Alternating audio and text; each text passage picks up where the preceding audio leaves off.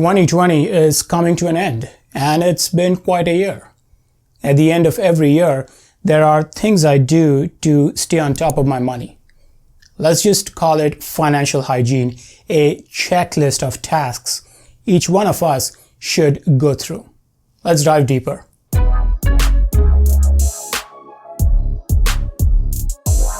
What's happening, everyone? Welcome to Think Finance.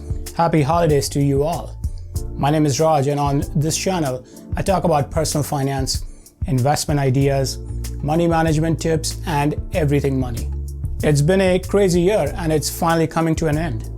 In this video, I want to share a task list I typically go through at year end. Something that should be relevant for most of us. Before diving in, something important. It might sound theoretical, but I think it's essential to know what are you working towards. For example, in 2019, one of my goals was to go commission-free on my investments. This is after I realized I paid $11,000 in commission trading options. I also decided to build a plan that will help me achieve financial freedom in the next 4 years. It required me to relook at my overall investment strategy, including retirement accounts. 2020 was a year when I pushed these goals further and tweaked as needed. Point being, decide what you're working towards. Maybe it's financial freedom, or buying your first house, or a car, or something else. As you're making money-related decisions, keep your end goal in mind. With that, let's talk about the checklist and start with retirement accounts.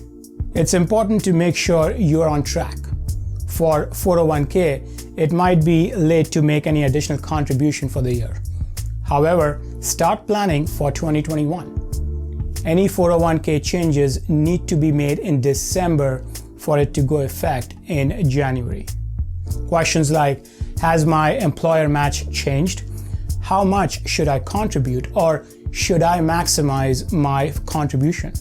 Remember, contribution limit for 2021 is unchanged and will stay at $19,500.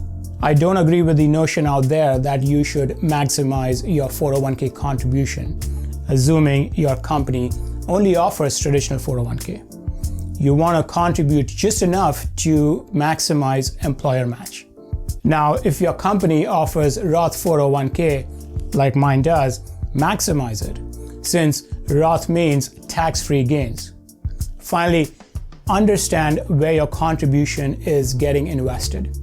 Most of us are so used to signing up for benefits and accepting the suggested investment options and just want to get done with. I kid you not, when I first started my new job, I was not aware that my company offered Roth 401k. Also, my contribution was getting invested in a super conservative fund that had a portion allocated to bonds. Why would someone invest in bonds? Long story short, spend time and understand and update your 401k options.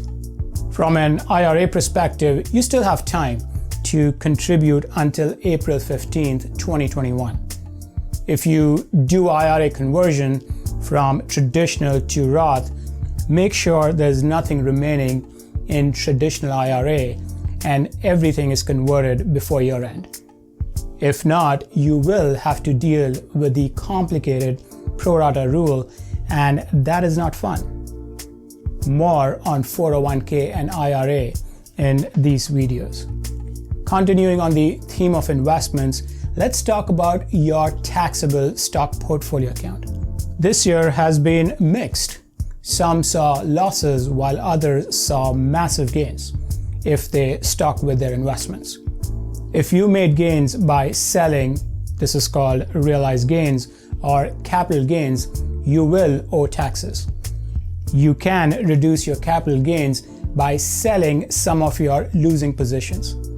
By doing this, you are offsetting your gains by losses on losing positions, which will reduce your tax liability. This is called tax loss harvesting. Let's assume you bought Tesla for $100. I wish. And sold it for $250. Assuming there are no other fees involved, your capital gain is $150. Sale price $250 minus cost price $100. You owe taxes on $150 of capital gains. You also have JP Morgan that has lost value. You bought it at $100, but right now it is trading at $40. You sell the position and take the $60 hit. This loss can be used to offset your gain of $150. Your capital gains will now be reduced to $90. $150 minus the loss in JP Morgan, which is $60. The whole idea is to reduce your tax liability if you have any capital gains. You can always rebuy JP Morgan next year, but you will need to wait at least 61 days, else you will breach the wash sale rule. More on that here, but the idea is that IRS does not allow you to sell and repurchase an asset strictly for the purpose of paying lower taxes.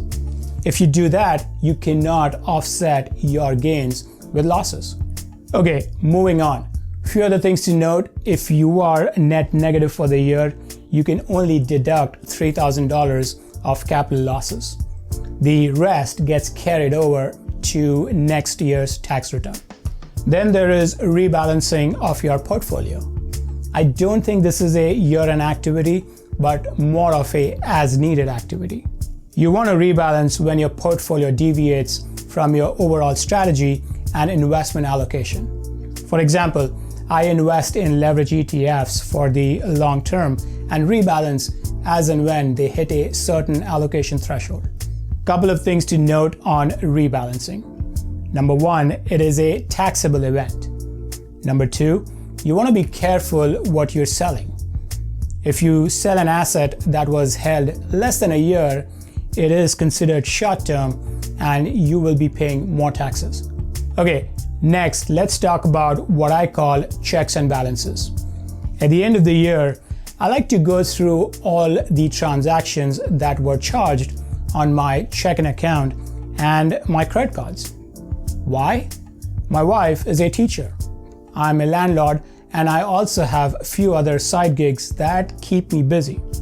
By diving deeper into transactions, I'm doing a few things. Number one, understanding where are we spending money and how much. Number two, finding deductions. What can I deduct as a landlord or as a teacher? Did I incur any business expenses, any prepaid tuition or medical expenses? You get the idea. Number three, it's financial hygiene. Understanding spending habits, relooking at budgeting, updating the debt repayment plan, and reviewing your retirement plan. I manage these activities using Mint and Personal Capital. For example, Mint allows me to tag my deductions and get ready for tax season. I track my retirement or freedom plan in Personal Capital. Super solid. Helps me stay on top of my money and make more videos. Few other things to note. Make sure you have listed beneficiaries for all your accounts, including retirement and taxable accounts. Unemployment benefits. If you got some, remember these are considered taxable income. Plan on putting some money aside from a tax perspective. Review your benefits. Most companies allow you to adjust benefits at the end of the year, something most of us ignore. Take a quick look, see if there are any tax saving opportunities or new employer benefit you might have missed. Maybe you want to opt out or adjust certain benefits and save some money. For example, adjusting health insurance, life insurance, and flexible spending account. Talking about flexible spending account, it is use it or lose it. If you have balance in it, see if you can use it, else it will be gone. Of course, some companies do offer the option to roll over a bit. All right, that's all I have, guys. Thanks for watching. Like, subscribe.